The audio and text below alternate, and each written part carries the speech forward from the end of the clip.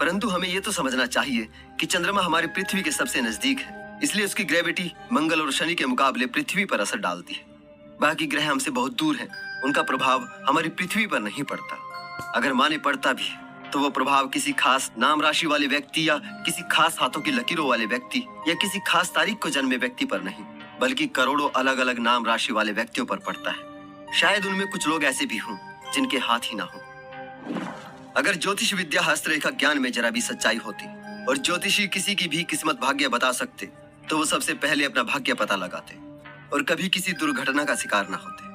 अगर वो पहले से जानते हैं किस समय राजयोग बनने वाला है तो वह आज के आधुनिक युग में जिस घड़ी, जिस पल, जिस सेकंड चाहे अपने बच्चे का जन्म करा उसे भविष्य का प्रधानमंत्री बना सकते हैं। अब या तो सारे ज्योतिषी बड़े ही नेक दिल हैं या फिर ये मामूली सा आइडिया उन भविष्य वक्ताओं की करामाती खोपड़ी में अभी तक आया ही नहीं।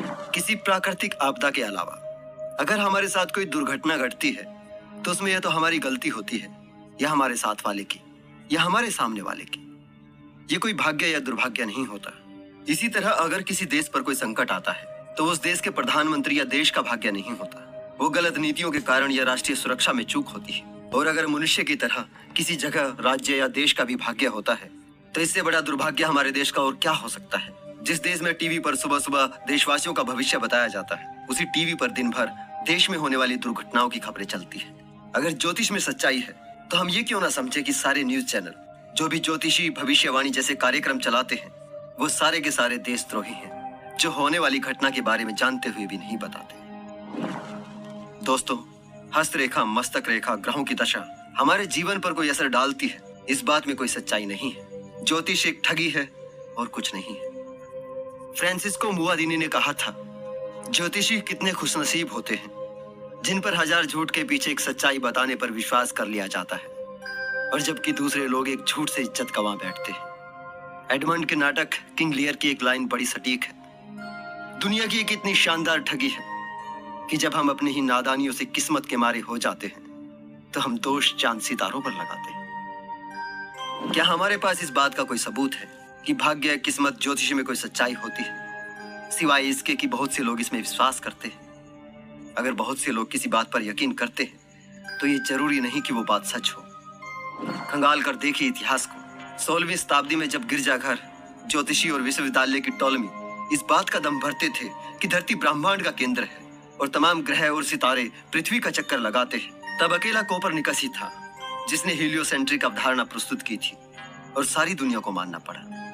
वास्तविकता और सच्चाई को कभी संख्या की जरूरत नहीं होती, भीड़ की जरूरत झूठ को होती है, सच को भीड़ की जरूरत नहीं होती। बहुत से लोग क्या कहते हैं, बड़े वैज्ञानिक क्या कहते हैं, ये कोई बड़ी बात नहीं है। फैक्ट क्या कहता है, लॉजिक क्या कहता है, साइंस क्या कहता है, ये बड़ी बात है।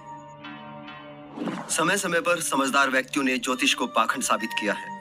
ऐसी ही एक शख्सियत का नाम है मनजीत सिंह बोपाराय। मनजीत सिंह बोपाराय ऑस्ट्रेलिया निवासी है। उन्होंने जब हर तरह के ज्योतिषी, हस्तरेखा, मस्तक रेखा, भविष्यवाणियों का अध्ययन किया तो इस निष्कर्ष पर पहुंचे कि ज्योतिष मानसिक प्रदूषण के सिवा कुछ नहीं, जिसके द्वारा भोली भाली जनता को बरगलाकर लूटा जाता है।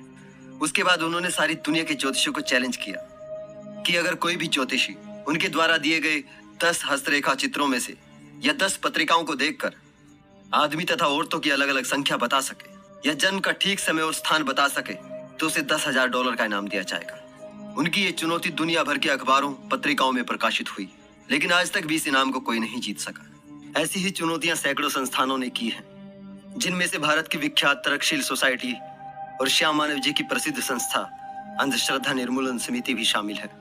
इस पर मैंने एक डिटेल्ड वीडियो बनाया हुआ है, जिसे आप इस वीडियो के लास्ट में देख सकते हैं। हमारा मन समझदारी से ज्यादा बेवकूफियां करता है। ये जिस चीज में विश्वास बना ले तो सिर्फ उस चीज के पक्ष में ही तर्क खोजता है। इसमें जो एक बार गलत नंबर अटक जाए आसानी से नहीं निकल पाता। ऐसा ही एक रॉन्ग नंबर हमारे दिमाग में सदियों से बैठा है, पिछले जन्म के कर्म, किस्मत, भाग्य और तकदीर। ये रॉन्ग नंबर हमारे मन में हमारे दर्शनों, पुरोहितों, तपस्वियों ने मिलकर बैठाया है। और इस रॉन्ग नंबर को मन की गहराइयों में बैठाए रखने के लिए टीवी, अखबार, मीडिया पे राशिफल, क्या कहते हैं आपके सितारे, ज्योतिषी, भविष्यवाणी, मैं भाग्य हूं जैसे प्रोग्राम चलाए जाते हैं। हमें जितना अक्रमण्य इस रॉन्ग नंबर ने बनाया है उतना किसी और चीज ने नहीं बनाया। हम भाग्य, किस्मत को जीवन का एक अटूट हिस्सा समझने लगे हैं। हमने विश्वास बना लिया है कि ज्योतिषी भाग्य बता सकता है और कुछ उपाय किए जाए तो भाग्यवान बना जा सकता है। ज्योतिष में सच्चाई है, ये यकीन दिलाने के लिए हमें किस्से सुनाए जाते हैं कि फला ज्योतिषी ने फला भविष्यवाणी की थी जो सच निकली। बस ये हमारे बेवकूफ मन की बड़ी कमजोरी है। जिस चीज में हमारा विश्वास है उसी के हिसाब से हर चीज में पैटर्न ढूंढता है।